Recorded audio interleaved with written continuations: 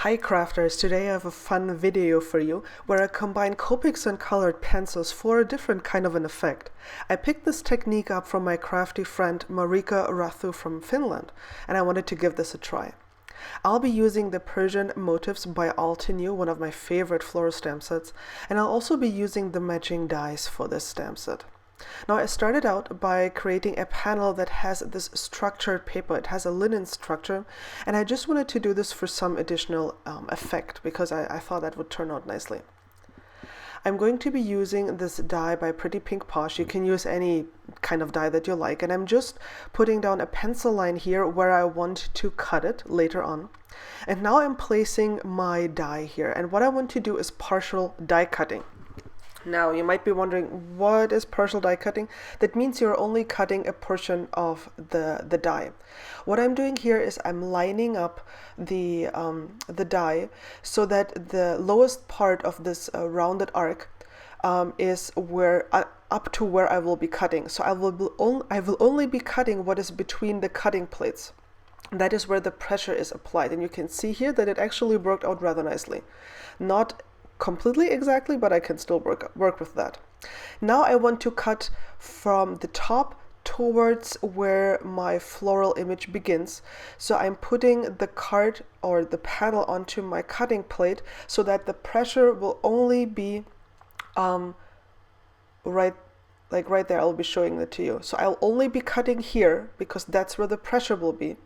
And then I turn my card around and I do the same thing on the other side. So I don't want to cut into the floral shape that I've already cut. I only want to cut up to this shape. And you'll be seeing here now it's already coming apart. That's good. And you can see that I have this rounded border with the stitching up to the floral shape, but not into that floral shape. So I'm quite giddy that this worked out. I'm placing my stamp here. I'm picking it up with my Fiskars stamp press and then pressing down. And I was really happy that this worked out because I was worried that, I would have to do this all over again, but I didn't. Yay. So now I'm starting to color with my Copic markers. And you might want to ask, so why would you combine the Copic markers and the colored pencils? Well, glad you asked.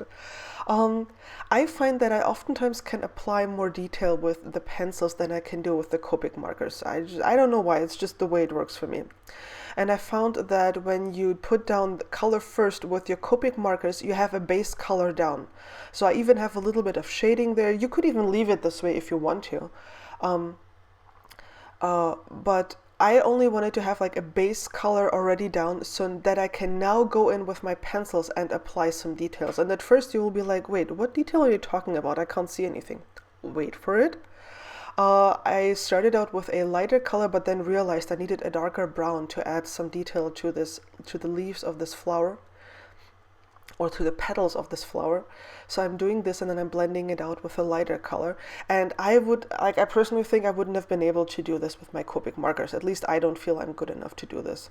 And I'm even coming in with a black pencil to add some very, very dark detail to the very bottom of these petals to create the effect that they are really on top of each other. And then for the green leaves here, I'm coming in with a very dark green and then with a mid-tone, but I'm not blending into the lightest Copic color. So putting down the Copic color first actually makes blending with the pencils easier because you don't have to worry about, getting perfect coverage and blending everything out perfectly, working in layers upon layers. I'm simply putting down one layer of dark color here and then I come in with the lighter color and that's it. Like I don't have to add like 7 layers of color to get it perfectly because the Copics have already put down the base color for me. And now I can simply focus on adding some detail here with my pencils. And you can see that simply by blending it out a tiny little bit towards the lightest color, I get a very nice gradient that adds a lot of interest. And the linen structure of the paper adds even more interest. So I was done with my coloring and I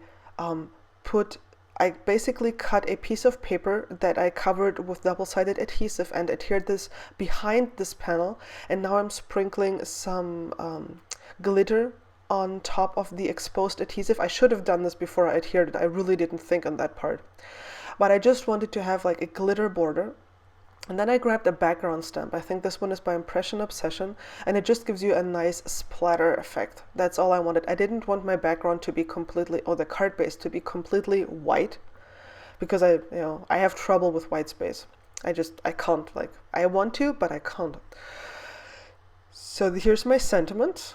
It's also by Altenew, and I put it on my panel here, so I have it all stamped down before I adhere this together. And you can see that I used a liberal amount of foam tape here to make sure there is no sagginess and everything is nice and sturdy. And then I'm just adhering some embellishments. I got these clear embellishments from a crafty friend from the US. You know who you are. Thank you.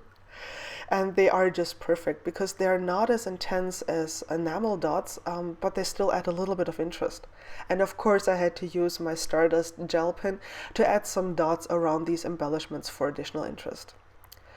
So here are a few close-ups. You can see that it really pays off to use good paper on these die cuts because they're sturdy and they won't sag. And the embellishments that I put down actually enhanced the linen structure underneath it. They were like a water drop. It was really cool to see that effect. I hadn't expected that. And of course I also had to add some black dots to my coloring on the flower simply for additional interest and contrast. I felt that this really made the flower pop even more. Here's the entire card that I've created with the partial die cutting, and I hope you got inspired to try this yourself. It's not really that hard, and the effect you get is really, really awesome. Thank you so much for watching. Please subscribe to my channel and leave me a comment. I'd love to hear from you. Cheers!